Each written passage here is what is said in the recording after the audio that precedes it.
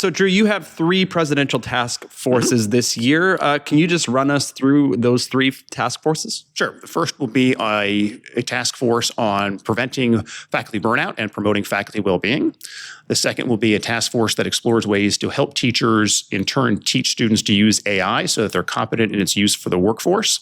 And then the third task force will be an exploration of the possibility of Division II offering a teaching certification program. Hi, everybody. It's Garth, and I am at NITOP 2026. We are in Point Clear, Alabama. I almost said Florida. And I'm sitting here with the president for 2026 of the Society for the Teaching of Psychology, Drew Christopher from Albion College in Michigan. What city? Albion. It's about 50 miles west of Ann Arbor, 80 miles west of Detroit. And I have been close because we once met up. In Ann Arbor, yep. In Ann Arbor. At the Jolly Pumpkin. I do remember that. That's right. And that was actually the Bill McKeechee interview. Yes. That's why we were in the area. And that was very early on in psych sessions. So that must have been 9 years, Drew. 2017 or 18, yeah. Yeah. Before all the wild stuff. But anyway, we're here today to talk about your presidency. So first of all, congratulations. Thank you. I guess when did you find out you were going to be president? It must have been over a year and a half ago? About May of 24, I got the email from Linda Wolf saying, congratulations. Yeah. And I'm like, on what? I'm like, oh, then what followed? I'm like, how about that? Fantastic. Yeah. Well, so that's coming 2 years 2 years, now. yeah. So from the time that you find out that you're president to the time that you are actually a president, you get some time to think about it's like 18 or 19 months, yes. Right. And then you get a year of being president-elect, which, as Steph Affel, who's now the past president, told me, it's your year to learn as much as you can. How'd that go? I don't know. We'll find out in the next year, won't we? So, I mean, I think it went well. Steph was obviously great. Sue's great as an executive director. So I had a lot of good people to learn from. Loretta McGregor was very helpful as well. Yeah, so, you kind of had a dream team to sit with. Yes, I did. I was thinking about the people in that room, and they're all very impressive in their own right. And they're just, it seems from an outsider's perspective, it seems like it's a really good team of people who work really well together. Yes. So that's nice to watch for a year. Yeah. I mean, my big concern, when Linda talked to me, as soon as she's telling me you're going to be president in 2026, very important to realize you need to just turn people loose and let them do their jobs and help them when they need it. Fantastic. So it sounded like, okay, stay out of the way, but interject yourself, just check in with people. And yes, with this team, that's exactly what you need to do. I mean, you need to trust the people around you. And in this case, it would be absolutely crazy for me not to do that. So yeah. And it was, I don't think from an outsider, again, it was an easy year for the executive committee. You guys really tackled some things this year. No, it was not. Yeah. Especially early on. But I mean, it's the same situation that's facing a lot of organizations, period, primarily financial. Yeah. And the good people, so to speak, are so busy doing other things professionally, both on and off their campuses, that trying to find people to run for committees was difficult to do. We got all the blanks filled in, but there was a lot going on in 2025 that I really wanted to keep stepping up, say, Steph, how can I help? How can I help? But I didn't want to be overburdening her, so to speak, with more inquiries when she's trying to just do her job. So yeah, it was challenging, but we had such great leadership that we got through it, from what I'm thinking, just fine. Yeah, no, it looks like it. And then just for people who are listening, you referred to Steph as Stephanie Affel, who's the outgoing past president president now, as of 3 days ago. And she did a great job. Yeah. And so those were choppy waters, and you seem to do great with it. So, there was one other thing I wanted to ask you about before we get into your initiatives this year. Before I get to asking you what it's like to be on the EC, you mentioned just committee opportunities in STP. And I know that those of us who have been around for a while, this is how we all started out, is volunteering on certain committees or task forces or whatever. For those who are listening and maybe don't know how to get involved, there's a Get Involved tab at teachpsych.org. But maybe just talk about the importance of being involved in those things. Well, I mean, it's not just a resume builder. As an early career faculty member or a younger faculty member, I did it more for career advancement. I'm like, okay, I want to learn stuff. I want to get good at stuff. But I think nowadays it's about as much the connection with other people and getting to work with like-minded colleagues, because, I mean, I've got a great department and so forth, but they're not all interested in the same thing I'm interested in. So if there's a task force or if there's a committee or something that STP has to offer, you can then start to meet colleagues who have that same interest and passion. And I think that's probably what I would say now in retrospect. Now I'm 55 years old. I can say that with the benefit of hindsight. As a younger faculty member, yeah, I still think it can help your career, because the reason why I think I got elected president was getting involved early on, back in graduate school, as an early career faculty member at Albion College. That led to me becoming editor of TOP, then serving SPSP for a while, and now this role here. So none of this was planned. But it was just getting involved and starting to meet people and saying, they would tell me, hey, why don't you think about this? Why don't you think about that? Why don't you apply for this? And to be clear, it's not like my involvement in STP has been linear. There are other things that I wanted to do that other people ended up doing.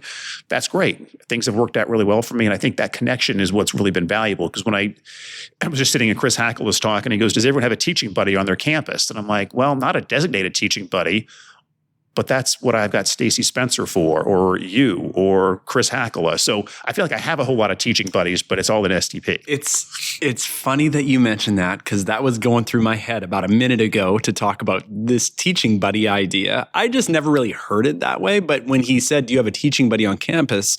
I was able to put up my hand, because I do. But I think a lot of people don't. I saw a lot of hands not go up. I mean, my hand should have gone up. I was busy writing something down. Right. But at the same time, I'm wondering if because we have a select audience here, maybe that's their connection, is not people on their campus. It's people in STP. Yeah. I think that STP plays that role for people. That community is like a lifeline for a lot of folks. Yeah. So before we get to your initiatives, just what were your takeaways? Because your pathway to the presidency for STP did not include the executive committee, I don't think, this is right? My first, and I guess it would be my last go for a 3-year term. So I've never been on the executive committee as the vice president, secretary, or treasurer. Right. So what surprised you? What did you expect? And it was the case when you were on the EC. Is there anything that you were like, I just didn't think it would be like this, or I definitely thought it would be like this? Between Loretta and Steph, I learned how to run a meeting. Not that I didn't know how before, but I mean, it operates very efficiently. There's not a lot of wasted time at all. And I think, at least I feel, a lot of that's due to the president and what they're doing during the meetings to keep people on task.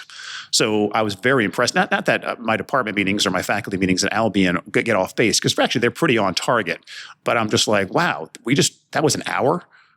I feel like we just did like 2.5 hours of work.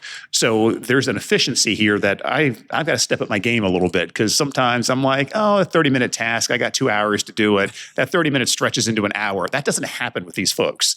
Yeah. And I like that. I imagine there's like not time for super in-depth, nuanced conversations when you are all together. You're doing those outside of the EC, right? Yes. And there's a lot of email behind the scenes. Right.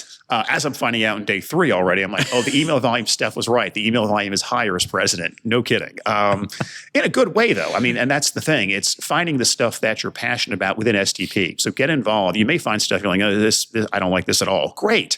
It's kind of like what I tell my students who do an internship and hate it. At least you know you don't want to do that for a living now. So go pursue something else. There's plenty of things you can do within STP. If you find something you don't like, try something different. Yeah, no, that's a really great point. I tell people now to go through the different vice president sections and to find, like, is membership your thing? Is programming your thing? Find what you are interested in. Right. Yeah. Exactly. And you may not know. You may not know. Yeah. I mean. Yeah. It's like talking to students, freshmen. Well, no, it really is in some respects, because STP is so big. And I didn't even appreciate how big it was. I think it was Bill Buskus who did this major reorganization to bring us to where we are now in terms of our organizational structure. And I knew about it, but as editor of TOP at the time, I was off my little corner. Okay, maybe it was a big corner, but I had my own little world that kind of operated independently at the time. I was given a lot of freedom, so to speak. So I didn't have an appreciation for the overall organization until Linda came to me 2 years ago at ACT, or now 2.5 years ago at ACT, and asked if I wanted to run for president. And I did say yes, But I'm like, I better do some background research to see what I'm getting myself into.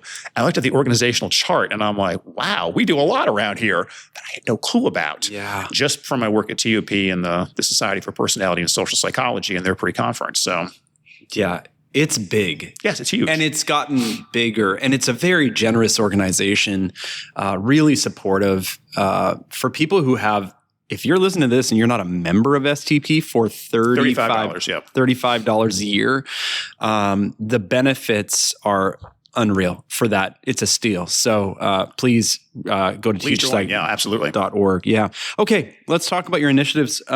Drew, now tell me, how did you approach the initiatives kind of opportunity? Because I know that there are some past presidents who had no initiatives, and there are some past presidents who had 12 initiatives. Right. I don't know how many he had, but it was a lot. It was a lot. He and Rick Miller were definitely in competition, I think. Yeah.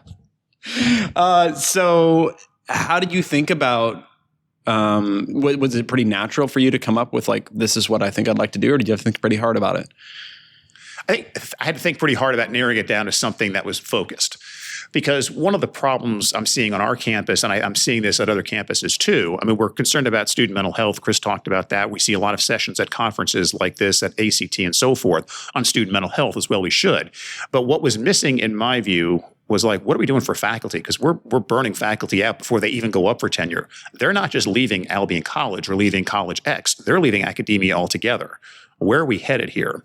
So it was one of the things I wanted to do was something related to faculty's concerns, like ignore the student for a change. We're so focused on the students, we often ignore ourselves. A year ago at ACT, so 15 months ago, Steph was giving her presidential initiatives, and number one was preventing faculty burnout. And I looked over at Steph when she was talking, and I'm like, did we talk about this? Because I swear that's what I'm going to propose here in about 5 minutes. Like, that's my first initial. So I at that point, I know I was onto something. So I kind of let that one go. And like, let's see how Steph's work evolves over the course of 2025. And I think we'll pick that up and kind of expand on what the task force did in 2025. So that wasn't hard at all. I'm not an expert on that. In fact, some of my own practices probably do not encourage well-being. If something needs to get done at the office, I'm not going home at 5 o'clock. I'm going to wait until it's done, because if I'm thinking about it at night, that's going to drive me up a wall. So some of the things I espouse, I don't necessarily do. So I'm going to be counting on people around me, task force around me, to kind of help out here, to provide the resources that'll be of use to faculty and hopefully keep them happy and healthy. Because I do worry about what this is going to look like, academia is going to look like in 15, 20 years. If we can't recruit people to do this. Right. So Steph's task force from last year, they put out this lovely PDF. Yeah. And again, go to teachsite.org to see that if you didn't get that in your email inbox. But how are you picking up that baton and running with it from there? Well, basically, I was informed by Steph that Melissa Maffeo wants to continue on with that work.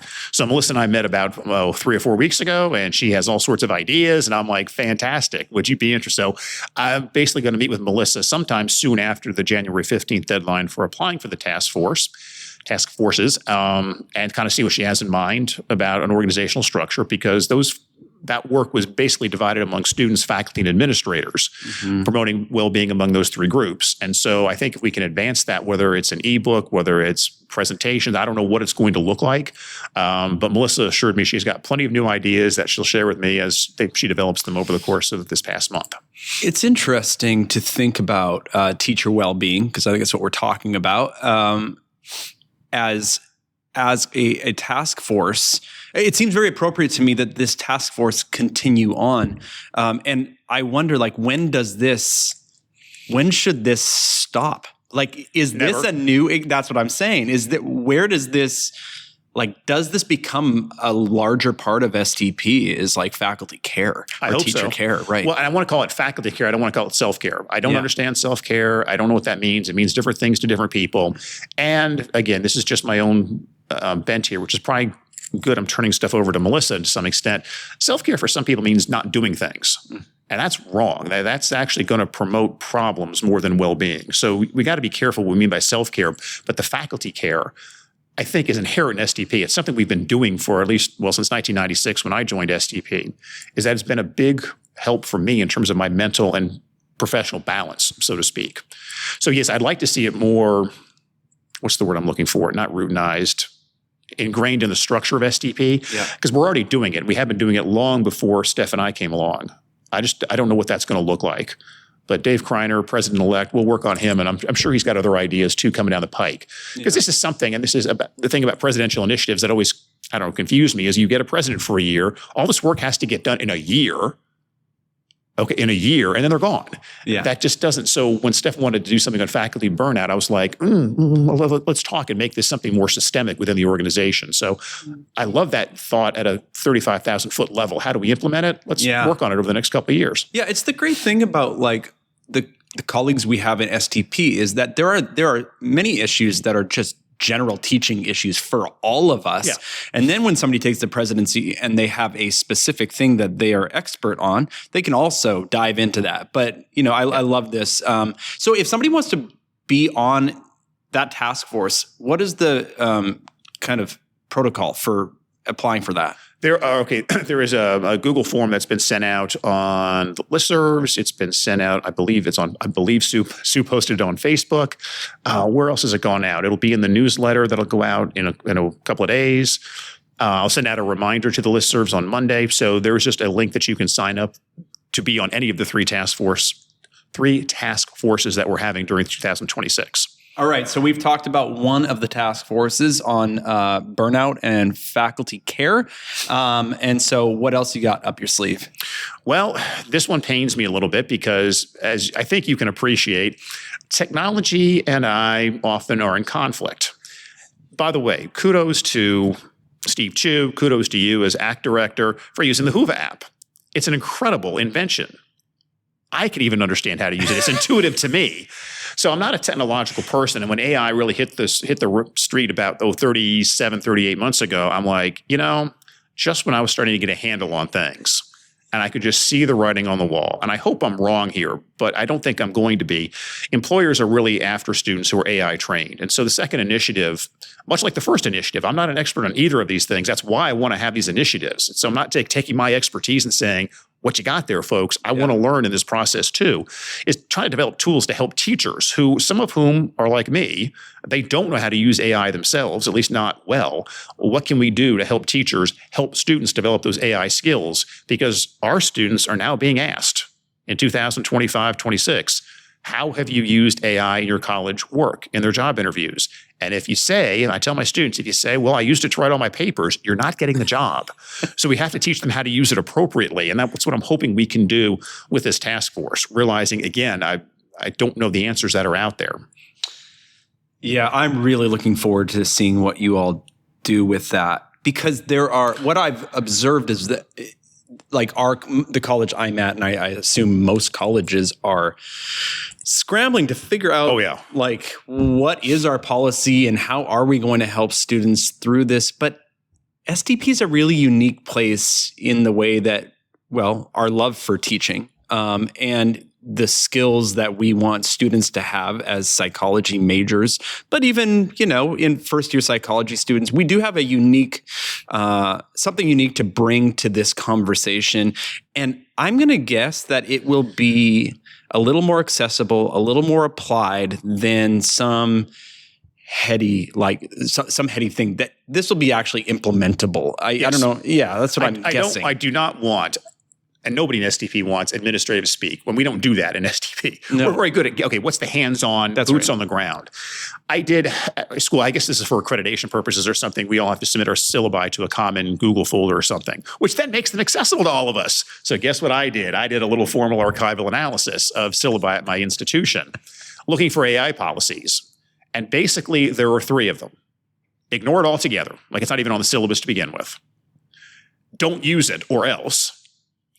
And then category 3, of which maybe 5 to 10% of the syllabi fell, there's actually some policy trying to help students learn to use AI appropriately in the classroom. 5 to 10%. Yeah. And again, this is very informal. It was just me going through it probably in kind of a cynical mood at the time. I'm like, okay, if we're ignoring it, I'm not sure which is worse, telling them not to do it or ignoring it altogether. But neither one of those is going to help the student get a job or get into graduate school or whatever it is they're going to be doing next. So I think that's what we need from this task force, and STP offers a safe place for it. Because I think a lot of faculty are afraid to put a policy on their syllabus for fear it's wrong. And so what do? They default to don't use it at all. It's like you shouldn't cheat in class. Well, no kidding. You shouldn't cheat in class. Or it's, just pretend it's not there. It's going to go away. And hey, the Luddite in me hopes it does go away. It's not going to. I know that. Yeah, I wonder if people don't put it on their syllabus or if they say like no policy because think about one of the main complaints people, even from an intro psych course, is there's just so much content in a course. Yeah. There's so many skills that you want to develop in your students. Now I have to be an AI expert to try to scaffold learning and that particular skill for my students. Can't somebody else do it? And I know it. There is no one else. That's what we're there for, right? I hope so. Yeah. Yeah. So, but my guess is that people don't love carrying that burden and don't feel like it's their job as a psychology teacher. Right. But you're going to change that. Well, I don't know. I'm going to change that. I mean, I don't think you want me changing that. But I mean, here's the thing. If I was told I need to go teach a class in the physics department. Yeah. And that's what this feels like with AI, is that I'm now having to teach something or put up with something that I don't really understand myself. And maybe it was like that when the internet came online back in 94. I thought this morning's talk that Chris Hackler gave about the history sort of these major technological shifts was really interesting. How are we going to look back in AI 2022? What are we going to think about November 2022 when that hit the street? Is it going to be like the calculator? Will it be like the internet? I feel like even smartphones we're still getting a handle on. So it may be a while. It may not be in my career. But if my legacy is, hey, we started the process of helping students use AI effectively, because there are good uses of smartphones that are out there. Yeah, we're conquering that to some extent. Yeah. Whether or not people are using it's another story. But the tools are out there if people want them. And that's all we can do here at STP. Yeah. Yeah. I think so people feel okay out there. I am one of those people who say with my basically freshman and sophomore students at a community college, I tell them not to use AI in my classes. I talk about AI. We use it together in class, but in my syllabus, it's, hey, don't use it. And it is, I also tell them that the way that I have structured the class is to get their authentic kind of voice and understanding out of it. And so there's a lot of context as to why, but I really think that it's okay to set a boundary if you're telling your students kind of maybe the pedagogical reason for logic. it. And if you're using it in class, you're giving them exposure to it, so you're not pretending it's not there. Right. There's a big difference between that. And I think showing them how to use it in class is more valuable than a statement on a syllabus. Yeah, but I'm already learning just in this conversation that maybe I could be even more explicit about that, so that they're not. You don't want them feeling like they're getting their hand slapped to use something that is just part of their lives now. Well, in my intro psych class, because I had first year students this fall actually, and I had a policy about, okay, here's how you can use it. It was more a policy of what you can use it for than what you shouldn't do with it. So here's how you can use it to study, generate examples, talk back and forth about understanding why the example is an example of what the concept is. And in the course of the semester, I had a couple of students I don't know if these were AI programs, but find platforms where you could actually do things like feed your notes in, which I think Notebook LM can do, and actually produce test and quiz questions for you. I'm like, oh, how about that? Now, my slides are not that thorough in terms of the content. They provide just basic definitions and so forth, but you can then, and some of these platforms are really sophisticated in terms of being able to get sort of applied types of multiple choice and short answer questions. And I'm like, oh, I've got a resource here for some resources now for the future I can stick in my back pocket. Now, unfortunately, I can't think of them offhand because the course ended a month ago. But those sorts of conversations, I can then learn something by opening up the door for them to explore a little bit. And so it was a nice back and forth, because I think we're at this stage now where faculty, if they're claiming expertise in AI, right, I would not trust them just yet. Drew is shaking his head back and forth. Yeah, he doesn't buy it. I don't think too many of us are experts at AI. Yeah. And I don't think anybody can be at this point. That's not a shortcoming on anyone's behalf. It's just where we are in the process. Yeah. Yeah. All right. Let's talk about the three of them, right? Three of them, yep. Yeah. The third presidential initiative that you have a task force on. I don't know if this is a simple one, but we are Division 2, the teaching of psychology. We're the only APA division that focuses on the teaching of psychology. So why don't we do something that can expand across divisions and offer some sort of teaching certification, teaching certificate, teaching badge, something for people who are interested in doing that? Because I'm sure we're not the only people who are interested in teaching, so to speak. There are people in Division 35, Division 14, Division 8 that are clearly interested in teaching. Having done the SPSP pre-conference for 5 years, I think it was, there's clearly in social and personality psychology a lot of people who want to teach. And I think they would really benefit from some sort of teaching certification program that is not going to get put together in 2026. There's just too much to undertake. Yeah. The first thing we need to do is explore what's already out there, because I would imagine once a month, once every other month, I get some notification from probably somebody on the pod network. This teaching certification, if you want to do this teaching certification, here it is. I'm like, great, fantastic. So there's already a market out there. We need to find what holes we can fill. And so that's going to be the first job of this task force, is to find out what's out there. And then what can we do to fill in what's missing? And then actually fill in what's missing. And again, I'm not planning to disappear after 2026 or even 2027. I would, very much like to stay involved and see this and the other initiatives through. And if that's 2027 or 28, so be it. Yeah, that structure, that map we were talking about how STP is structured. Yeah. I think what you're doing is you're making an attempt at expanding the eventual map to be bigger than it already is, which is not a bad thing. I just think you've picked these are some giant ideas. They really are. And this one in particular, part of me wonders, how have we never done this before? But this exploratory conversation, I know, yeah, you're throwing up your hands. I have no idea. Yeah. It seems for sure we're not the first people to have talked about this, right? I don't think so. Now, in fairness, this third initiative came out of conversations with other colleagues. I don't even consider it mine. Yep. It was just we kind of sat around talking to each other and we don't do this, do we? Why don't we do this? Oh, I guess maybe I could do this. I'm president, aren't I? How about that? Yeah. When we did the intro psych census survey, and we found out that about half of people have no teacher training at all. And then obviously far less specific to intro psych. But that was my experience. I had no teacher training. You probably did? I was very lucky at the University of Florida, yes. Now, it was not necessarily something that was advertised. But first of all, I was in a social and personality program that was very open to people going into teaching, because so many of their graduates had gone to colleges like Albion and so forth that they just knew that was the path their students were going to take. Now, obviously, the research had to take precedent, and that's understandable. But when Richard Griggs offered his teaching of psychology seminar, my advisor was like, you need to take this fall. Oh, okay. I don't even know if I knew it was out there. And not only that, but my advisor, Barry Schlenker, actually talked to Rich Griggs ahead of time. Hey, this guy's interested in teaching. So Rich knew who I was before I walked in the door. Wow. And so just that atmosphere at the University of Florida was very conducive to that. So I was very fortunate. I didn't appreciate that back in the mid-90s. But now I'm like, oh, yeah, a lot of people come out and they've never had discussions about choosing readings or how to do assessments or any of that stuff. So, yeah. Or what those things are. How about just very fundamental, how to design a course or how to script a class session or whatever those things are. I think when you get into this, I was just talking with somebody this morning about this. At these conferences, sometimes we forget to do the very basic sessions for brand new teachers. And there are a lot of them here. One of the things that we need to be aware of as experienced teachers that I wasn't aware of when I first started teaching was that we are, academically speaking, intellectually speaking, maybe to the right of the normal distribution. No, by definition, our students fall on the complete spectrum, so to speak, from low to high. And we only associated probably with people in college and obviously graduate school who were toward the right end of the normal distribution. Chris was talking this morning about how he chose his college based on some sort of skiing arrangement they had with a local ski lodge. Well, no, in all seriousness, I went to Stetson University, which is about 20 miles west of Daytona Beach in Florida. And guess what? They actually had, as a student there, you get discount surfing in Daytona Beach. I knew about that ahead of time. Now, I wasn't a big surfer, but I always liked doing it.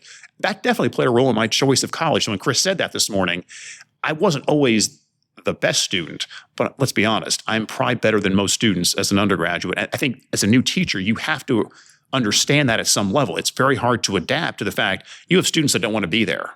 are students that won't be there for a variety of reasons. And that was just unheard of for me. Like, you went to class, period. Yeah. Like, that was just, no, you're sick, you go to class. That was just the way either I was brought up, or the mores of the late 80s and early 90s when I was an undergraduate. You did not miss class. And if you did, I mean, you went to the teacher immediately and you figured out what you missed. Yeah. Well, you are tackling a lot, and I'm glad you are. I think that these are like 3 very worthy ideas to explore this year, and I'm looking forward to seeing what you guys come up with. And that's important. It's not just me. I mean, I'm going to be kind of running back and forth between these groups, but there are going to be a lot of people, boots on the ground, doing more than I am. Do you have task force leads for all 3 of these now? Unofficially, I think so. Okay. Yes. Yeah. And so people can apply for those task forces. Yeah. Don't think I'm going to like pick on you if you apply. I'm like, you're going to be the lead. No, I will not make anybody in that position if they don't want to be. Yeah. That's how I started, was getting on a task force. That was the first thing I ever did at STP was to get on a presidential task force. And it's amazing what can happen out of those if you just do what you say you're going to do, which is be part of this small community. And we're going to explore this together. I'm going to follow through on what I say I'm going to do as part of that group. You know, you do those kinds of things, and people see the leadership opportunities or potential for you to like continue to grow in the community. So yeah, it's a great opportunity, folks. When does that close? Do you know, Drew? January 15th. Very soon. We're going to get this out as soon as we can so that we give people a couple weeks to... there'll be a reminder email that will be sent out on Monday the 5th. And yes. And if you are looking for that reminder email, become a member of STP at teachpsych.org. Yes. All right. Definitely. It's a good $35 investment. Drew, anything else that you want to talk about before we end this today? I don't think so. I just hope everyone has a great 2026. Thanks. Thanks, Garth.